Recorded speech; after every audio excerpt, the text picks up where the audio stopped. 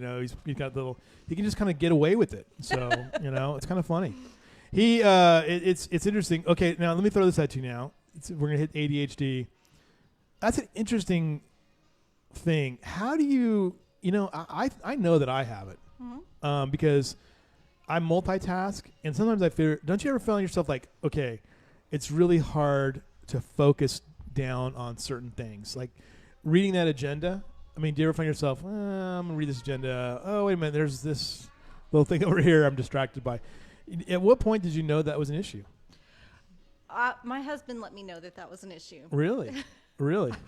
I was teaching, and I was moving from one classroom to another in the summer, and he was helping me move, and he came in and watched me for a minute, and he saw me go from one place to another place to another place to another place, and it really stressed him out. And he said, "Stop. What are you doing? Look at what you're doing now." And so we started to kind of pay attention to my habits. Right.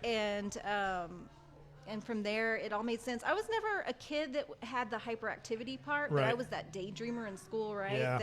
Yeah. So I started to put the pieces together, and so medication and, sticky notes and calendars and piece by piece, like you said, or even just learn little strategies. Yeah, right? or like just having like, my wife told me this the other day. She says, you just need to focus on this thing. Because I was working on this, the lead the other night, Sunday night, and I found myself sometimes I'd have trouble like, getting one thing done. I jumped to pages, and I go down these rabbit holes too, which is a terrible thing to go to. Like, you start a rabbit hole, and you're like, okay, I'm going to look up how many people have gotten sick by the flu, and then you go, oh, let me go down this one real quick here. Next thing you know, you're an hour out of your day, and you're not being productive, and that's the hardest thing in the world. Yes, and so sounds like you have a wife, and I have a husband that are maybe not.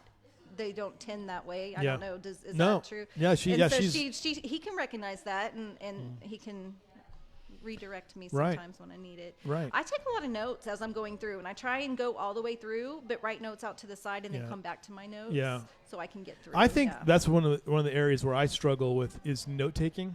And especially as I've gotten older, like I find like my handwriting is terrible, and I'm like, and I don't know why that is, and I find myself like, is there a disconnect somewhere, or so I record everything, just make sure that I'm and I do that because I make sure that I'm accurate, with stuff too. But boy, I tell you, when I take notes, like my wife will look at my notes. She says, "How do you even read that?" I said, "Well, generally I try to like give myself a sort of I'll never quote directly from my notes." But I always try to use it sort of like an opportunity to paraphrase or know like a timeline of where things are at and things and stuff. So it's a real challenge. Yes. It is a real challenge. Yes. It's amazing how many things like you think are like childhood issues, but they carry over to adulthood. Yeah. So the struggle is real, man. The struggle is real.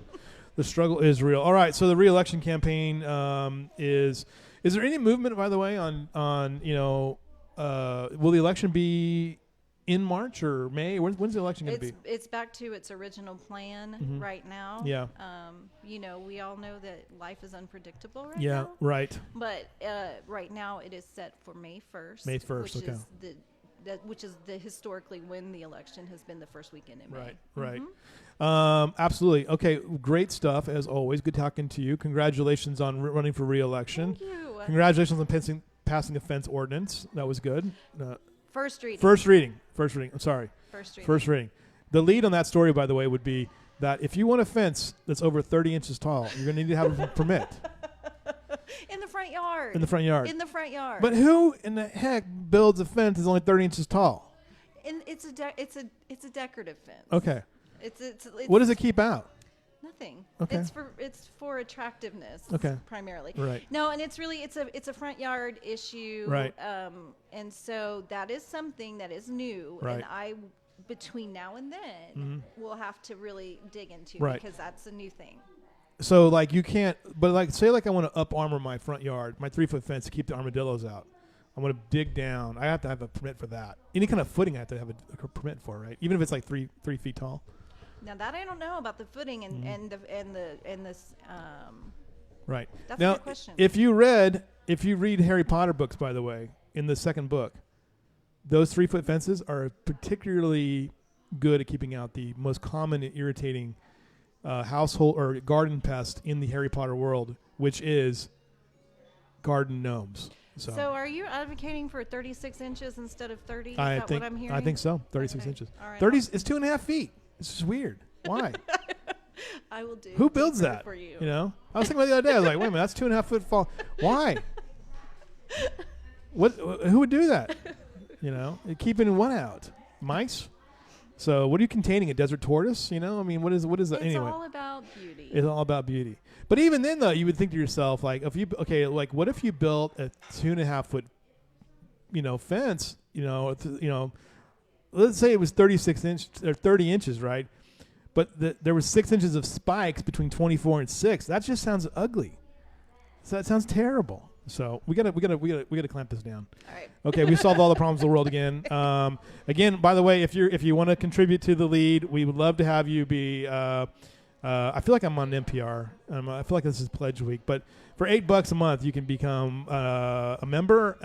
This is on our Patreon page, and you can help me pay for my Adobe bill, and you can help me pay for a few things. We've got 11 patrons so far that have contributed $245. It's all transparent, so you'll see how much money that we'll bring in for this thing.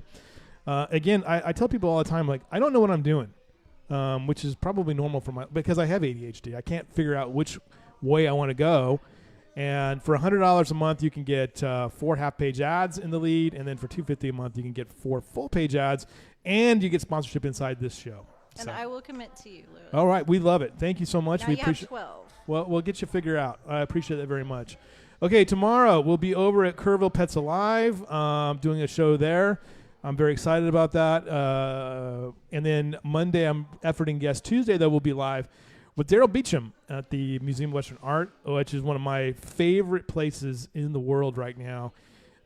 If you guys have not been to the Museum of Western Art, that's the cool thing about Kerrville and Kerr County. We got it dialed in on a few things. Arts are one of them, and so if there's a good day, it's gonna be Tuesday. We're gonna spend a whole hour talking about art with Daryl Beecham, one of my favorite things in the world, and we'll talk about that on Tuesday. So for that, I want you guys to have a great rest of your day. Enjoy it. Kim, thank you so much for being here as always. Thanks for having me. Wow, it's great to talk to you again. too. So we will see you guys again tomorrow. Stones, no broken promises, no busy tones. Just what it takes, just make believe. No one belongs to